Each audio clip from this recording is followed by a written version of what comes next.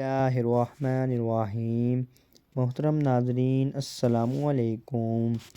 ہارون الرشید کا وزیر اسماعی اپنے ساتھیوں کے ساتھ شکار کے لیے نکلا۔ شکار کرتے کرتے اس کے ساتھی پیچھے رہ گئے اور آخرکار وہ اپنے ساتھیوں سے بچھڑ گیا۔ صحرا کی تیز گرمی میں جب اس پر پیاسی کا غلبہ ہوا تو اس نے ادھر ادھر دیکھا۔ اسے ایک خیمہ دکھائی دیا۔ اپنے آپ سے کہا، چلو اس خیمے میں جا کر آرام کرتا ہوں، بعد میں ساتھیوں کو ڈھونڈ لوں گا۔ وہ آدھے جہاں کا وزیر تھا۔ کہتا ہے کہ جب میں قریب پہنچا تو ایک حسین و جمیل جوان عورت کو دیکھا جو خیمے میں تنہا بیٹھی ہوئی ہے۔ عرب لوگ مہمانوں کو بہت دوست رکھتے ہیں۔ جیسے ہی اس عورت نے مجھے دیکھا تو سلام کیا اور کہا، اندر تشریف لے آئیں۔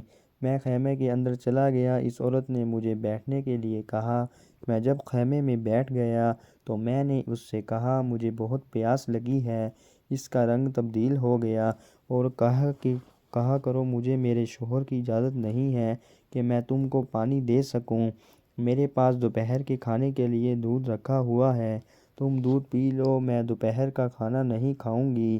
اسماعی کہتے ہیں، میں نے دودھ پیا۔ وہ عورت مجھ سے باتیں نہیں کر رہی تھی۔ اچانک میں نے دیکھا کہ اس کی حالت گئے ہو رہی ہے۔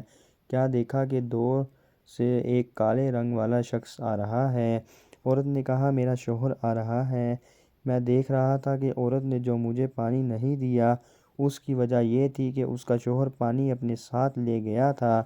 اس عورت نے اس بد اخلاق کالے مرد کو اونٹ سے اتارا اور اس کے ہاتھ پیر دھلوائے اور عزت و احترام کے ساتھ خیمے میں لائی۔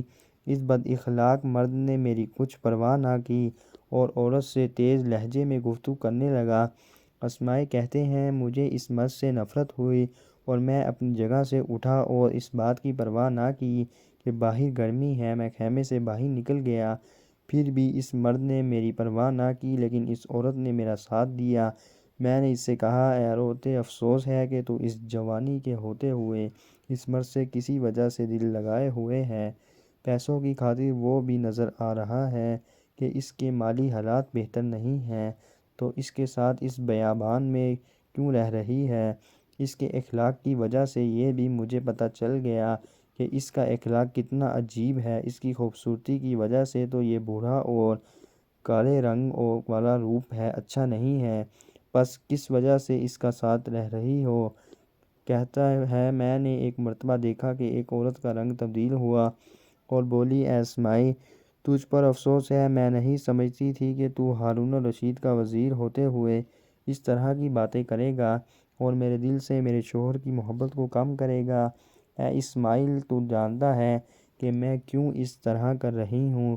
اس کی وجہ یہ ہے کہ میں نے پیغمبر اکرم صلی اللہ علیہ وسلم کا فرمان سنا ہے کہ آپ صلی اللہ علیہ وسلم نے فرمایا، ایمان والو اس کو نفس شکر یعنی ایمان کے 2 حصے ہیں، آدھا صبر اور آدھا شکر۔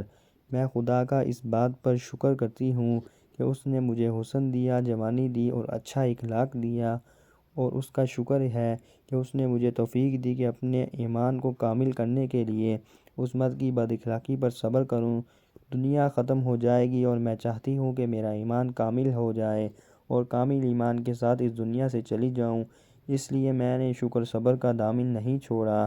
اللہ تعالی ہمیں بھی تمام حالات میں صبر و شکر کا مظاہرہ کرنے کی توفیق عطا فرمائے، آمین۔ امید کرتا ہوں کہ آپ کو آج کی ویڈیو اچھی لگی ہوگی۔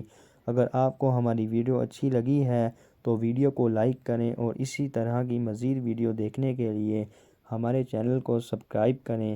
ملتے ہیں نیکسٹ ویڈیو میں۔ اللہ آپ کا حامی و ناصر رہے۔ اجازت دیجیے۔ اللہ حافظ۔